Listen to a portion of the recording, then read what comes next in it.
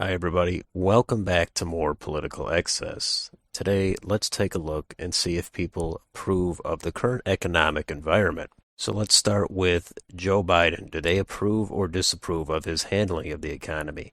And Real Clear Politics, his approval is mired in the mid-30s, and the disapproval is actually 60% now. And back last year, he was positive. It was clearly positive. But by the end of late last summer, it completely wiped out, and it's totally upside down for him at this point. And it is hard to say the economy is doing well. Now, I know I've read some news stories about they say the economy is actually doing well if we only knew certain inside metrics, but I don't see how that's helpful whatsoever. If people are clearly hurting, then one or two metrics in the abstract isn't going to help much. Now, if the unemployment rate is low, that's not nothing, but it's not going to outweigh all the pain people are feeling in their wallets. If somebody was dying of cancer, I don't think they would care if they had great cholesterol. It's just not going to register that much. Now, of course, are there many factors that go into an economic climate? Sure.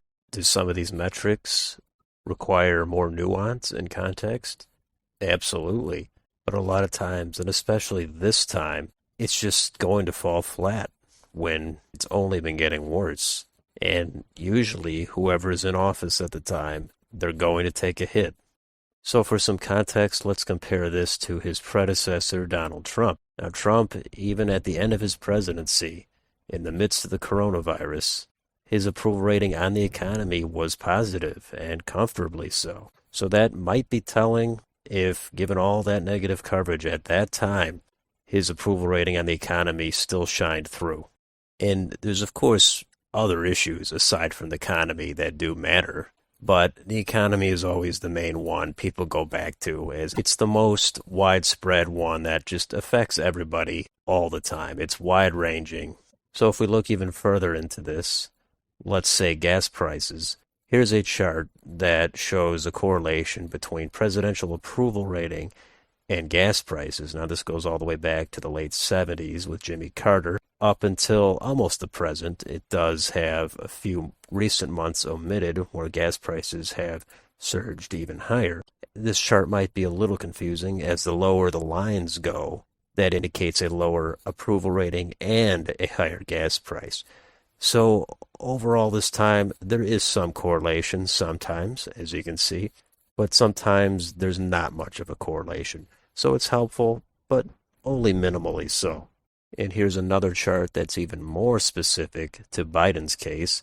It shows a correlation between his disapproval rating and gas prices, and this only goes back to late last year. But even so, this does correlate pretty well, even though it's less than a year of data. And finally, if we move over to civics to look at what the registered voters think on if the economy is heading in the right direction or the wrong direction, we're at about 70% now in the wrong direction. Now, this is especially notable because this has basically eclipsed the bad numbers from the peak of the pandemic a couple of years ago. So people are not convinced that this economy is anything better than below average at the very best. Even if things do taper off or start to get better, it's going to take a while for this to start to decline.